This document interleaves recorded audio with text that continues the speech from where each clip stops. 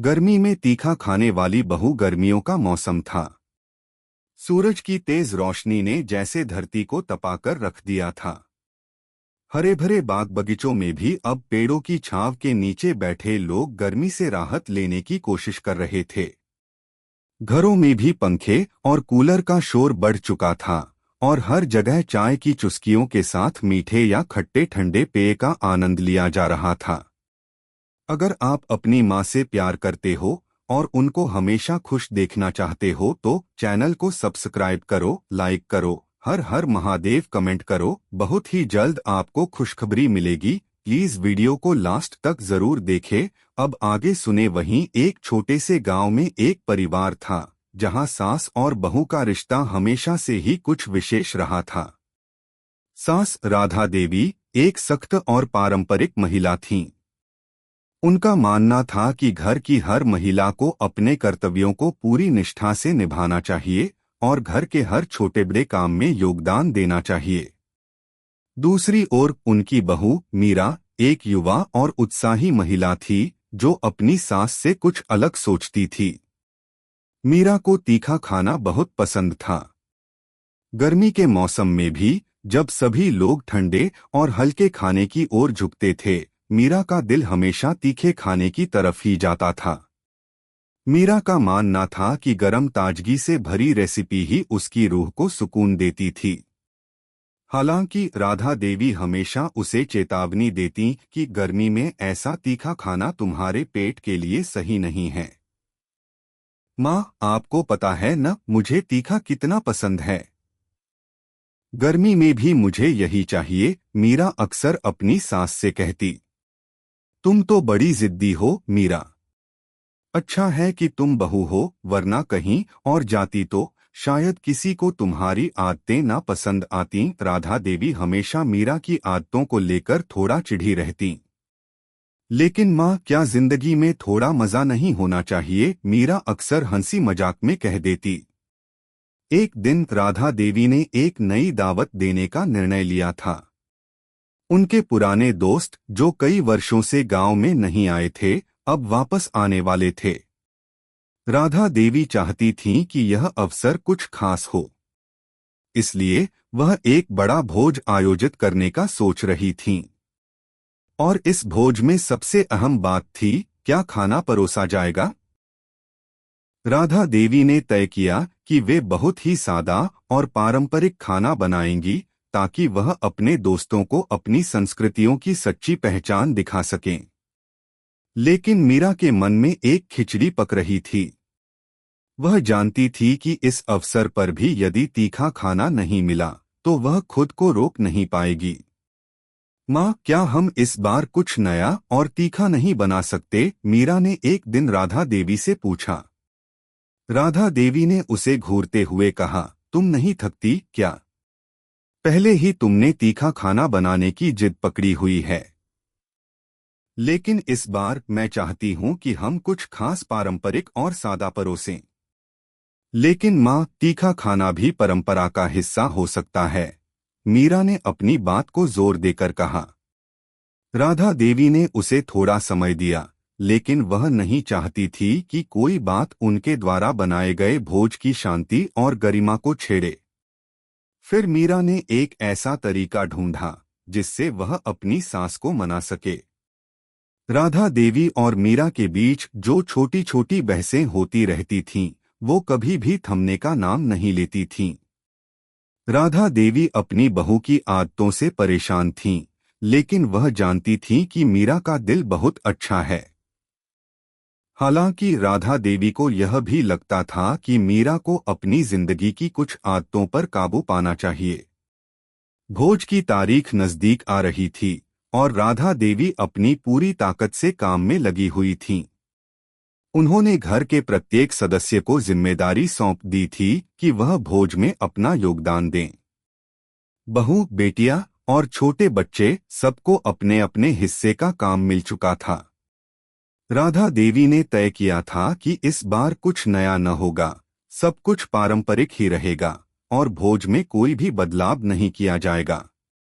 मीरा ने इसे सुनकर एक गहरी सांस ली, लेकिन उसने हार मानने का नाम नहीं लिया। वह जानती थी कि यदि वह अपने तरीके से काम करने लगेगी तो सास के साथ रिश्ते में तनाव आ सकता है। फिर भी उसका मन तीखे स्वाद से भरा हुआ था। मीरा को यह महसूस हुआ कि यदि वह अपने तरीके से किसी बदलाव को लाएगी तो वह सास के मन को किसी तरह से बदल सकती है। एक दिन मीरा ने अपने पुराने किचन के एक कोने में जाकर एक खास डिश तैयार करने की योजना बनाई। वह जानती थी कि राधा देवी के लिए यह कितना संवेदनशील मामला है, लेकिन उसे अब तक की सारी बातें अपनी सास से सही तरीके से समझाने का रास्ता मिल चुका था। मीरा ने अपनी सास को मनाने के लिए एक नई रेसिपी ढूंढी थी। यह रेसिपी पारंपरिक थी, लेकिन उसमें तीखा स्वाद एक अलग ही लाजवाब ट्विस्ट देने वाला था। मीरा को विश्वास था कि यदि राधा देवी ने इसे एक बार खा लिया तो वह जरूर इसका स्वाद पसंद करेंगी। माँ, क्या आप थोड़ी देर के लिए किचन में आ सकती हैं? मीरा ने एक सुबह सास से कहा, जबकि वह अपनी रेसिपी तैयार कर रही थी। राधा देवी ने एक हल्की सी नजर डाली और बिना कुछ कहे किचन में चली गईं। वह जानती थीं कि मीरा के मन में कुछ नया करने का ख्याल आ रहा होगा। क्या कर रही हो? राधा देवी ने मीरा से पूछा, जबकि वह किचन में सभी सामान को इकट्ठा कर रही थी। मैंने इस बार एक नया तरीका अपनाया है, माँ। यह खाने में बहुत स्वादिष्ट होगा। मीरा ने किचन में अपनी बनाई हुई डिश को एक प्लेट में रखा और राधा देवी की तरफ बढ़ाया। राधा देवी ने प्लेट में रखा खाना देखा और उसे चुपचाप खा लिया। पहले तो उनके चेहरे पर कोई प्रतिक्रिया नहीं आई, लेकिन धीरे धीरे वह मीरा के बनाए हुए स्वाद में डूबने लगीं। हाँ, यह तो ठीक ठाक है, राधा देवी ने कहा। सच माँ? मीरा की आंखों में चमक आ गई। हाँ, यह थोड़ा तीखा है, लेकिन स्वाद अच्छा है, राधा देवी ने कहा। क्या आप इसे भोज में परोसने की अनुमति देंगी? मीरा ने एक आखिरी सवाल पूछा। राधा देवी थोड़ी देर के लिए चुप रही, फिर उसने कहा, ठीक है, इस बार हम इसे जोड़ सकते हैं, लेकिन ध्यान रखना, हम किसी पारंपरिक चीज से ज्यादा बदलाव नहीं करेंगे। मीरा ने खुश होकर कहा, बिल्कुल माँ, मैं सिर्फ इसे ही बदलूंगी, बाकी सब जैसा था वैसा ही रहेगा। अब मीरा ने उत्साह से काम शुरू किया। वह जानती थी कि इस भोज के दौरान अगर उसकी सास का दिल जीत लिया तो उनके रिश्ते में एक नई शुरुआत हो सकती है। भोज का दिन आ पहुंचा। घर में भारी हलचल थी। सास, बहू और घर के अन्य सदस्य सभी अपने अपने कामों में व्यस्त थे। राधा देवी ने पूरी तैयारी करके मीठे और खट्टे व्यंजन तैयार किए थे, जो पारंपरिक रूप से सबको पसंद आते थे। मीरा का ध्यान अपनी डिश पर था और जैसे ही भोजन तैयार हुआ, उसने अपने खास तीखे पकवान को पूरी सजावट के साथ सजा दिया। राधा देवी ने जब देखा कि मीरा की डिश इतनी सुंदर और स्वादिष्ट लग रही है, तो उन्होंने इसे सबके सामने परोसने की अनुमति दी। भोज के दौरान राधा देवी ने उसे बड़े गर्व से अपने दोस्तों के सामने परोसा। माँ, आपने मेरा दिल जीता, मीरा ने सास को देखकर कहा। राधा देवी ने मीरा की ओर देखा और मुस्कुराई। तुमने सच में अच्छा किया, बेटा। तुम अब समझने लगी हो कि पारंपरिक और आधुनिक का मिश्रण कैसे किया जाता है। मीरा ने अपनी सास के चेहरे पर संतोष और प्यार की झलक देखी और उसे महसूस हुआ कि उसकी मेहनत और सास के साथ तालमेल ने रिश्ते को और मजबूत बना दिया था। भोज के बाद राधा देवी और मीरा के रिश्ते में कुछ और हलचलें हुईं। राधा देवी को मीरा के बदलावों का एहसास होने लगा था। वह जानने लगी थीं कि उनकी बहू अब पुराने तौर तरीकों के साथ साथ कुछ नयापन भी लेकर आती है और यह परिवार के लिए फायदेमंद हो सकता है। राधा देवी, जो पहले हर छोटी बात पर अपनी बहू को डांट देती थीं, अब थोड़ा बदलने लगी थीं। एक दिन राधा देवी ने मीरा को पास बुलाया और कहा, बेटा, जो तुमने कल किया वह बहुत अच्छा था। तुम्हारी वह तीखी डिश सभी को बहुत पसंद आई। मीरा हर्षित हुई और बोली, माँ, आपको पसंद आया तो बहुत अच्छा लगा। मुझे तो बस यही लगा कि हमारी पारंपरिक रेसिपी में थोड़ा सा ट्विस्ट होना चाहिए, जिससे सबका मन लगा रहे। राधा देवी हल्की सी मुस्कान के साथ बोली, तुम ठीक कहती हो। कभी कभी कुछ नयापन अच्छा होता है। लेकिन ध्यान रखना, बहुत ज्यादा बदलावों से परिवार की परंपराएं नहीं बिगड़नी चाहिए। जी माँ, मैं समझती हूँ। अब मैं इन दोनों के बीच संतुलन बनाना जानने लगी हूँ, मीरा ने कहा। उसकी आंखों में आत्मविश्वास था। यहाँ तक कि राधा देवी ने मीरा को अब किचन में कुछ और बदलावों के लिए सहमति दे दी थी। हालांकि राधा देवी अब भी कुछ चीजों पर अपनी पारंपरिक सोच पर अड़ी रहती, लेकिन मीरा को यह बदलावों का मौका मिलना एक बड़ी बात थी। वहीं मीरा के मन में अब एक और विचार आ रहा था। वह सोचती थी कि अगर राधा देवी को और भी नए और अच्छे विचार दिए जाएं, तो उनके रिश्ते में और भी सुधार हो सकता है। एक दिन मीरा ने राधा देवी से कहा, माँ, क्या हम अगले रविवार को घर में एक छोटा सा पारिवारिक दिन मना सकते हैं? इसमें हम सब एक साथ बैठकर कुछ वक्त गुजार सकते हैं और साथ में नई रेसिपी भी बना सकते हैं। क्या कहेंगी आप? राधा देवी ने थोड़ी देर सोचा और फिर बोली, यह अच्छा विचार है, लेकिन तुम जानती हो न कि हमें ज्यादा बाहरी दिखावा पसंद नहीं है। नहीं माँ, हम सब सिर्फ एक साथ बैठकर बिना किसी बड़े आयोजन के घर के भीतर एक अच्छे दिन का आनंद लेंगे। मीरा ने बड़े सलीके से अपनी बात रखी। राधा देवी ने हामी भरते हुए कहा, ठीक है बेटा, जो तुम कहो। अब मीरा के मन में एक और ख्याल आ रहा था। वह चाहती थी कि इस दिन को विशेष बनाने के लिए वह कुछ खास करे। और इस बार वह तय कर चुकी थी कि यह सिर्फ खाने तक सीमित नहीं होगा, बल्कि यह परिवार को एकजुट करने का अवसर भी बनेगा। रविवार का दिन आ गया। घर में हलचल थी। मीरा ने बहुत अच्छे तरीके से घर को सजाया था। हर कमरे में ताजगी और खुशबू फैलाने वाली फूलों की मालाएं लटकी हुई थीं। राधा देवी की आंखों में थोड़ा संतोष था, लेकिन साथ ही एक छोटी सी चिंता भी थी कि मीरा ने जो सोच लिया था वह कहीं ज्यादा न हो जाए। माँ, क्या आप हमारे साथ बैठकर इस दिन का मजा लेंगी? मीरा ने राधा देवी से सादगी से पूछा, जबकि वह रोटियां सेंकने में व्यस्त थी।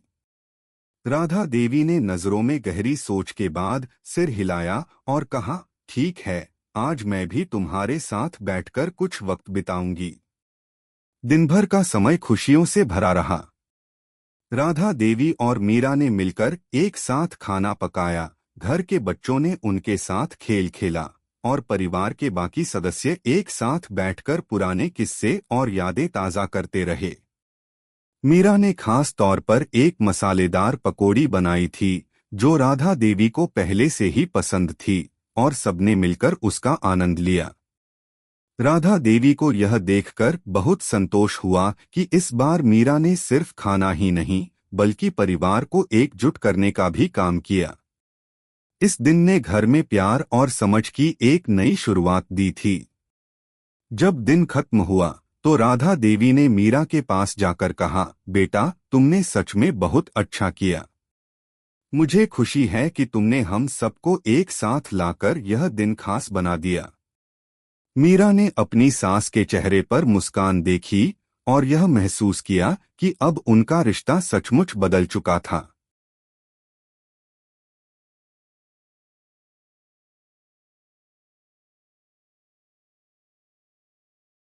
राधा देवी और मीरा के बीच रिश्ते में अब एक नई समझ और सामंजस्य था। एक दूसरे के विचारों का आदान प्रदान हुआ था और एक गहरी दोस्ती का एहसास होने लगा था। घर में अब पहले से ज्यादा हंसी खुशी का माहौल था। मीरा ने राधा देवी की कड़ी नजर और सख्त रवैये को अपनी आदत बना लिया था, लेकिन अब उसने समझ लिया था कि कभी-कभी उस कठोरता के पीछे एक माँ का प्यार छुपा होता है। लेकिन एक दिन ऐसा हुआ जो इस बदलते रिश्ते को फिर से चुनौती देने वाला था। एक दिन राधा देवी ने मीरा को किचन में बुलाया। बेटा, आज तुम्हें कुछ खास सीखना है, राधा देवी ने मीरा से कहा। मीरा ने आश्चर्यचकित होते हुए पूछा, क्या माँ, क्या कुछ नया बना रहे हैं? नहीं, तुम्हें एक खास रेसिपी बतानी है जो मैंने तुम्हारे लिए तैयार की है। तुम्हारे हाथों में यह काम करना बेहतर होगा, राधा देवी ने गंभीरता से कहा। मीरा ने चुपचाप अपनी सास की बातों को सुना और फिर ध्यान से रेसिपी की ओर देखा। यह वही पारंपरिक रेसिपी थी जिसे राधा देवी हमेशा घर के भोजों में बनाती आई थीं। लेकिन इस बार इसमें मीरा को कुछ बदलाव करने की अनुमति दी जा रही थी। राधा देवी ने खुद से भी यह अनुभव किया था कि कभी-कभी बदलाव जरूरी होते हैं, और मीरा के साथ मिलकर पुराने तरीके में नया रंग जोड़ने का समय आ गया था। यह रेसिपी तुम्हारी माताजी से सीखी हुई है और इसे हम दोनों को अब एक साथ बनाना होगा, राधा देवी ने हल्के से कहा। मीरा ने उत्सुकता से किचन में काम करना शुरू किया। राधा देवी के साथ काम करते हुए मीरा ने देखा कि उनकी सास अब उसे न केवल एक बहू के रूप में देखती थीं, बल्कि एक साथी के रूप में भी। किचन में दोनों का तालमेल बढ़ने लगा। मीरा की जिद्दी आदतें अब राधा देवी को ज्यादा अखरने नहीं लगीं। वह समझने लगीं कि हर नई बात का स्वागत किया जाना चाहिए, जब तक वह परिवार के मूल्यों से दूर न हो। लेकिन एक दिन ऐसा भी आया जब मीरा को अपनी सास के विचारों से जरा फर्क महसूस हुआ। एक सुबह मीरा ने देखा कि राधा देवी बहुत गुमसुम बैठी हैं और उनके चेहरे पर चिंता की लकीरें थीं। क्या हुआ माँ? आप ठीक हैं? मीरा ने चिंता जताते हुए पूछा। राधा देवी ने धीरे से कहा, बेटा, मुझे लगता है कि इस गांव में कुछ बदल रहा है। पुराने दिन और परंपराएं जैसे अब खत्म सी हो गई हैं। लोग अब परिवार के साथ वक्त नहीं बिताते। समय इतना बदल चुका है कि हमें सब कुछ फिर से ढूंढना पड़ रहा है। लेकिन माँ, हम सब एक दूसरे के साथ हैं, यही सबसे अहम बात है, मीरा ने राधा देवी को सांत्वना दी। राधा देवी थोड़ी देर के लिए चुप रहीं, फिर धीरे से बोली, हाँ, तुम सही कहती हो। लेकिन मैं चाहती हूं कि हमारे घर में जो रिश्ते और संस्कार हैं, वो कायम रहें। चाहे वक्त बदल जाए, लेकिन परिवार की असली ताकत वही होती है जो उसे जोड़कर रखे। मीरा ने राधा देवी को समझाया, आप सही कह रही हैं, माँ। हम अपनी परंपराओं को जिंदा रखते हुए उसे नया रूप भी दे सकते हैं। यह बदलाव परिवार के रिश्तों को और मजबूत करेगा। राधा देवी ने मीरा की बातों पर विचार किया और कहा, तुमने हमेशा सही रास्ता चुना है। अब मुझे लगता है कि हमें भी अपने घर के संस्कारों को और सहेज कर रखना चाहिए, ताकि आने वाली पीढ़ी भी उन संस्कारों से जुड़ी रहे। मीरा ने यह महसूस किया कि सास के दिल में अब एक नई उम्मीद और विश्वास आ चुका था। दोनों की सोच में अब अंतर नहीं रह गया था। वह दोनों मिलकर अपने घर के लिए एक नई दिशा की तलाश में थे, जिसमें पारंपरिक और आधुनिक दोनों का संतुलन हो। यह परिवर्तन घर में महसूस हो रहा था। राधा देवी और मीरा ने एक साथ मिलकर किचन में काम करना शुरू किया, और यह परिवार के बाकी सदस्यों के लिए प्रेरणा का स्रोत बन गया। बच्चों ने भी सीखा कि पुराने और नए का मेल कैसे रखा जा सकता है, और वे भी अपने माता पिता और दादी नानी की तरह अपने रिश्तों को निभाने में सक्षम थे। अब हर रविवार को परिवार मिलकर एक साथ वक्त बिताने के लिए एक दिन तय करने लगा था। राधा देवी और मीरा ने घर में बदलाव लाकर सभी को यह समझाया कि रिश्ते मजबूत तभी होते हैं जब उनमें समझ, विश्वास और प्यार हो। राधा देवी और मीरा के रिश्ते में जिस प्रकार का परिवर्तन आ चुका था, वह उनके परिवार के लिए एक नई मिसाल बन चुका था। घर में अब खुशियां ज्यादा थीं और चुनौतियां कम। दोनों का तालमेल इतना बेहतर हो चुका था कि घर के हर छोटे बड़े काम में एक साथ भागीदारी होती थी। सास बहू के रिश्ते में अब पहले जैसी कोई दूरियां नहीं थीं। लेकिन एक दिन घर में एक ऐसी घटना घटी जो मीरा और राधा देवी के रिश्ते को फिर से एक नई परीक्षा में डालने वाली थी। राधा देवी को एक दिन गांव के पंचायत भवन से बुलावा आया। वे पंचायत में एक नई सदस्य के रूप में चुनी गई थीं। यह उनके लिए एक गर्व का पल था, लेकिन साथ ही एक चिंता का भी कारण बन गया था। पंचायत के कामों में व्यस्त होने के कारण राधा देवी को घर के कामों में कम ध्यान देना पड़ रहा था। बेटा, मुझे लगता है कि अब मुझे पंचायत के कामों में ध्यान देना होगा। इससे घर के बाकी कामों पर असर पड़ेगा, खासकर खाना बनाने में। तुम क्या सोचती हो? राधा देवी ने एक दिन मीरा से पूछा। मीरा ने सहमति देते हुए कहा, माँ, आप चिंता मत करें, मैं सब देख लूंगी।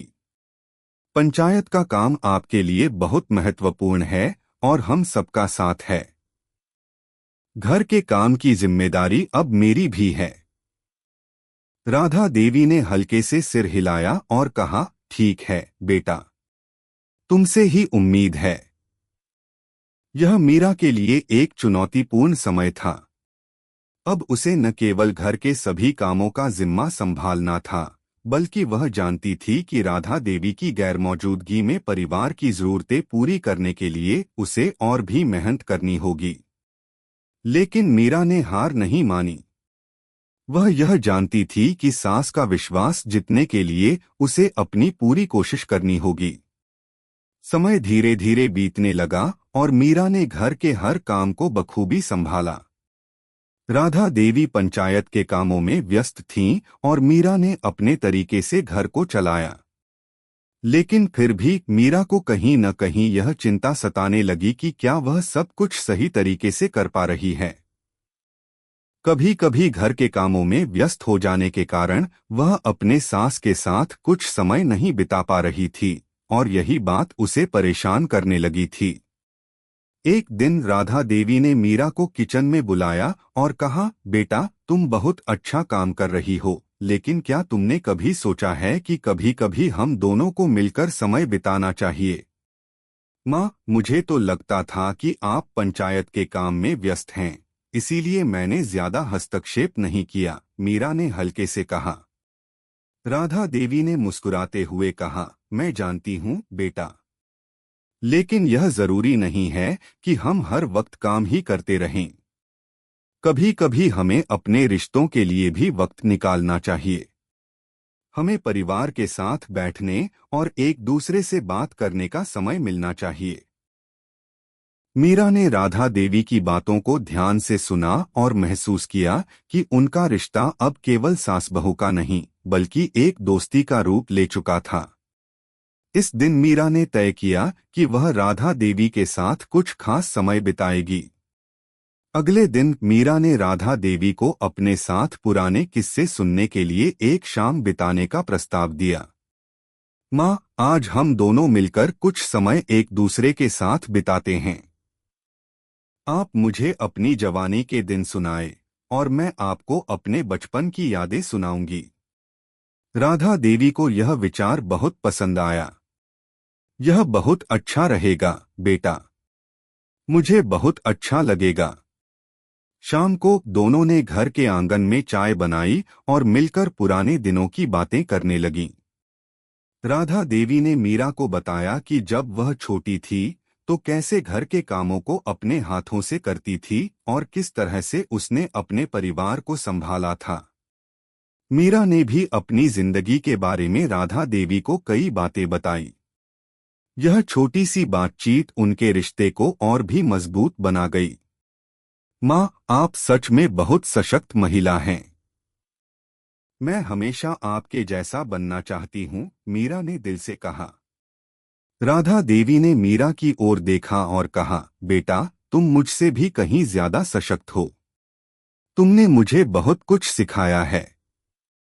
तुम्हारी समझदारी और प्यार ने हमारे रिश्ते को पूरी तरह से बदल दिया है। अब हम दोनों एक दूसरे से बहुत कुछ सीख रहे हैं। मीरा ने मुस्कुराते हुए कहा, यह सब आपकी शिक्षा का ही परिणाम है, माँ। आपने ही हमें सिखाया कि रिश्तों में समर्पण और समझ होनी चाहिए। यही कारण है कि हमारे बीच अब कोई दूरी नहीं है। राधा देवी की आंखों में स्नेह की एक नई लहर दौड़ी। बेटा, मुझे लगता है कि हम दोनों के रिश्ते में अब कोई भी दीवार नहीं बची। हम एक दूसरे को पूरी तरह समझने लगे हैं। यह हमारे परिवार के लिए सबसे बड़ी खुशी की बात है। राधा देवी और मीरा के रिश्ते में जो बदलाव आया था, वह न केवल घर में बल्कि पूरे परिवार में एक नई हवा के रूप में महसूस हो रहा था। अब घर में केवल एक साथ खाना खाना और काम करना नहीं था, बल्कि हर दिन की छोटी छोटी बातों में भी प्यार और समझ थी। दोनों ने मिलकर यह साबित कर दिया था कि जब रिश्तों में समझदारी और आत्मविश्वास होता है, तो कोई भी मुश्किल या अंतर किसी भी तरह से रिश्ते को कमजोर नहीं कर सकता। एक दिन राधा देवी ने मीरा को किचन में बुलाया और कहा, बेटा, मुझे तुमसे कुछ जरूरी बात करनी है। मीरा थोड़ी चौंकी। क्या माँ, क्या हुआ? राधा देवी की आंखों में हल्की सी नमी थी, लेकिन वह मुस्कुरा रही थीं। बेटा, मैंने हमेशा तुम्हारी अच्छाइयों को देखा है। तुमने हमारे घर के हर रिश्ते को सम्मान दिया है और सबसे महत्वपूर्ण बात, तुमने अपने परिवार को एकजुट रखा है। तुमने कभी भी मुझसे शिकायत नहीं की, बल्कि हर मुश्किल को अपने तरीकों से सुलझाया। मुझे आज यह महसूस हुआ कि तुम मेरी बहू नहीं, बल्कि मेरी सहेली हो। यह सुनकर मीरा का दिल भर आया। उसे महसूस हुआ कि उसकी मेहनत और सास की सख्ती के पीछे छुपा प्यार अब पूरी तरह से सामने आ चुका था। माँ, मैं भी यही महसूस करती हूँ। आपसे मैंने बहुत कुछ सीखा है। मैं जब भी आपके साथ समय बिताती हूँ, मुझे लगता है कि हम दोनों एक दूसरे के लिए एक मजबूत सहारा हैं। आपने मुझे हमेशा यही सिखाया कि रिश्ते तभी मजबूत होते हैं जब दोनों पक्ष एक दूसरे के समझ और भावनाओं का सम्मान करें। तुमने तो सब कुछ कह दिया। मैं यह समझ पाई हूँ कि अब हम दोनों का रिश्ता केवल सास बहू का नहीं, बल्कि दोस्ती का है। हम दोनों एक दूसरे की ताकत हैं। राधा देवी ने मीरा को गले लगा लिया। माँ, एक और बात। मैं आज आपको एक छोटी सी चीज देना चाहती हूँ। मीरा ने अपनी जेब से एक कागज निकाला और राधा देवी को दिया। कागज पर एक खास नोट लिखा था, जिसमें मीरा ने अपनी सास के लिए अपने दिल की बातें लिखी थीं। राधा देवी ने वह कागज पढ़ा और उसकी आंखों में खुशी की चमक थी। उसने मीरा की ओर देखा और कहा, बेटा, इस रिश्ते को बनाते हुए तुमने जो सच्चाई, प्यार और समर्पण दिखाया है, वह अनमोल है। यह पत्र हमेशा हमारे रिश्ते की गहरी समझ का प्रतीक रहेगा। माँ, अब हम दोनों मिलकर इस घर को और भी अच्छे तरीके से चला सकते हैं। इस घर में सास बहू के रिश्ते को हम एक नई पहचान देंगे, जहाँ प्यार, सम्मान और समझदारी सबसे अहम होगी। मीरा ने सास से कहा, और दोनों की आंखों में एक नई उम्मीद और खुशी का एहसास था। राधा देवी ने सिर हिलाते हुए कहा, बिल्कुल बेटा, और इस रिश्ते की शक्ति को हमेशा बनाए रखना। घर में प्रेम और समझ का माहौल हमेशा बना रहे, यही हमारी सफलता होगी। समय के साथ घर में राधा देवी और मीरा की साझेदारी और गहरी होती गई। अब परिवार के हर सदस्य ने यह महसूस किया कि सास बहू का रिश्ता केवल संघर्षों से नहीं, बल्कि एक दूसरे के साथ सामंजस्य और समझ से भी मजबूत होता है।